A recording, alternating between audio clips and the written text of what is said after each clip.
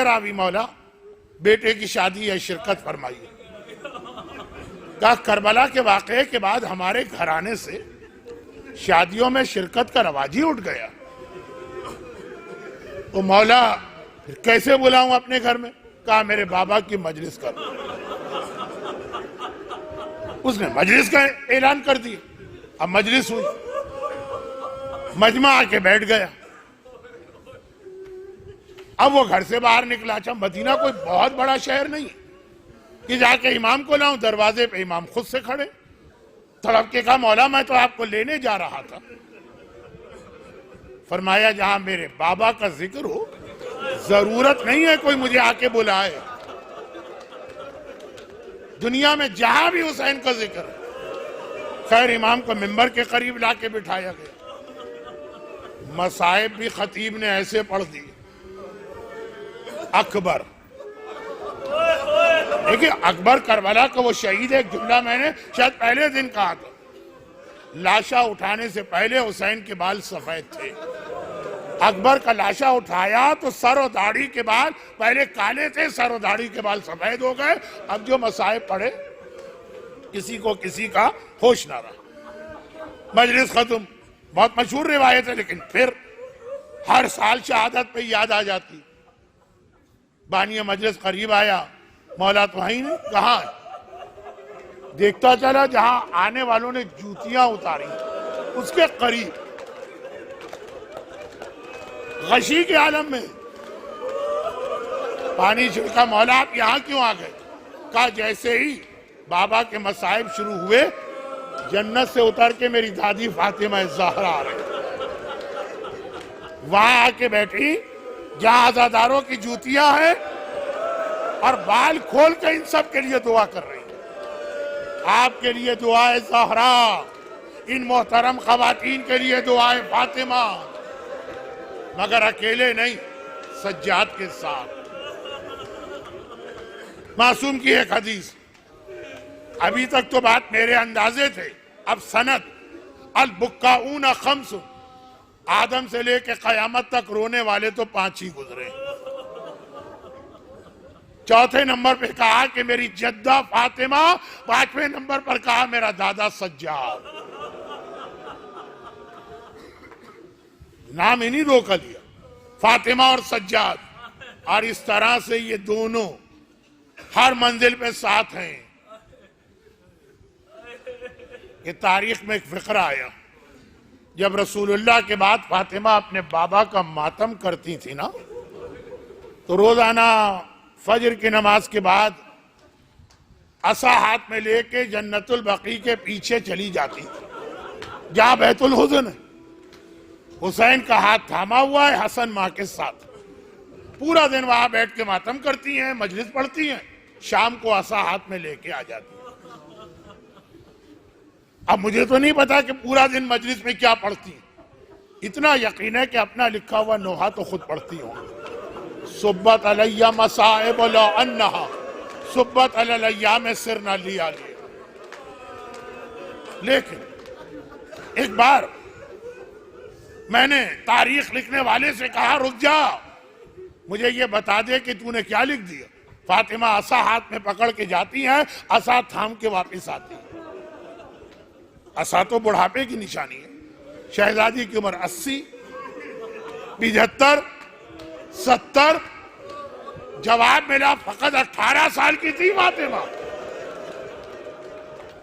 18 سال میں اتنی ضعیف اور کمزور اور بوڑھی ہو گئے, بغیر عصا کے نہیں چل سکتی ہے. جوانی میں بوڑھا ہوتے کسی اور کو بھی دیکھا ہے آپ نے؟ حسینی قافلہ واپس آیا اور ایک مرتبہ محمد حنفیہ اپنے جوان بھتیجے کو تلاش کرتے ہوئے چلے, قافلے میں داخل ہوئے. اب یہاں تک مصائب پہلے بھی سنے, آگے بڑھانا. ایک بار قافلے میں داخل ہوئے, 24 سال کا جوان بھتیجا تو کہیں نظر نہیں آ رہا. ایک 70-80 سال کا بوڑھا آدمی ضرور نظر آیا. سر کے بال سفید, داڑھی کے بال سفید, بھویں سفید, چہرے پہ جھریاں, کمر جھکی. اچھا ایسا تو کوئی حسین کے ساتھ گیا بھی نہیں تھا مدینے سے, لیکن خیر آگے بڑھے، محمد حنفیہ سے بھی زیادہ عمر ہے، کہا اے مرد بزرگ یہیں کہیں میرا جوان بھتیجا سجاد ہوگا۔ وہ ابھی اتنا کہا تھا، وہ بوڑھا کہتا ہے چچا انا علی ابن الحسین، میں ہی تو آپ کا بھتیجا سجاد ہوں، آپ نے مجھے نہیں پہچانا۔ فاطمہ سے کوئی پوچھے شہزادی آپ جوانی میں بوڑھی کیسے ہو گئی، مختلف جواب دیں گی، دروازہ جلا، کوڑا پڑا، محسن مارا گیا۔ سجاد نے کوئی تفصیلی جواب نہیں دیا۔ مولا آپ کیسے جوانی میں بوڑھے ہوئے؟ صرف ایک جملہ کہا، الشام الشام الشام۔ یہ شام ہے جس نے سجاد کو جوانی میں بوڑھا کر دیا۔ مگر سجاد اور فاطمہ کے مصائب ساتھ ساتھ چل رہے ہیں۔ آج کی رات کربلا کے واقعے کے 35 سال بعد میرے مظلوم امام کو زہر دیا گیا، میرا چوتھا امام آج شہید ہوا۔ کل صبح 5ویں امام نے اپنے بابا کو غسل میت دیا، غسل خانے سے 5ویں امام کے رونے کی آواز آئی، غسل دے کے باہر آئے، لوگوں نے ہاتھ جوڑے، مولا غسال میت کو غسل دیتے ہوئے نہیں روتا، آپ کیوں رو رہے تھے؟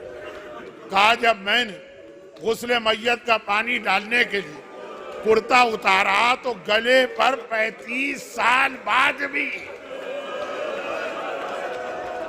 اس توق خاردار کا زخم نظر آیا جو 1 سال میرے بابا کے گلے میں پڑا رہا۔ لیکن یہ روایت پڑھ کر فوراً میرے ذہن میں پوری روایت آ گئی۔ غسال غسل خانے میں نہیں روتا، 3 ہی مرتبہ رویا، تینوں اس خاندان کے واقعے ہیں۔ یہ تو تیسرا موقع تھا۔ پہلا کیا تھا؟